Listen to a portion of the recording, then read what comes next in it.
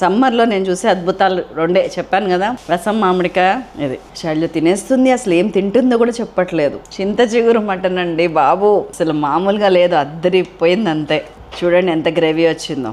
ఇందుకు ఎలా చేశానంటే ఫస్ట్ ప్రెషర్ కుక్కర్లో ఆయిల్ తీసుకొని కొంచెం పోపు వేసేసి ఉల్లిపాయ, ఉప్పు, పసుపు, కారం అన్ని ఇట్లా వేగనిచ్చి దాంట్లో మటన్ వేసేసి బాగా కలిపి అల్లం వెల్లుల్లి పేస్ట్ వేసి ఇంకా కలిపి వాటర్ పోసేసి ఒక 5-6 విజిల్స్ వేసి ఉడకనిచ్చాను. సెకండ్ ఏంటంటే చింత చిగురిని మంచిగా ఇట్లా నలిచి పక్కకు పెట్టుకొని దాన్ని మళ్ళీ తీసుకొచ్చి కొంచెం ఆయిల్ వేసి ఒక 3-4 నిమిషాలు ఫ్రై చేసి రుబ్బి పక్కకు పెట్టేశాను.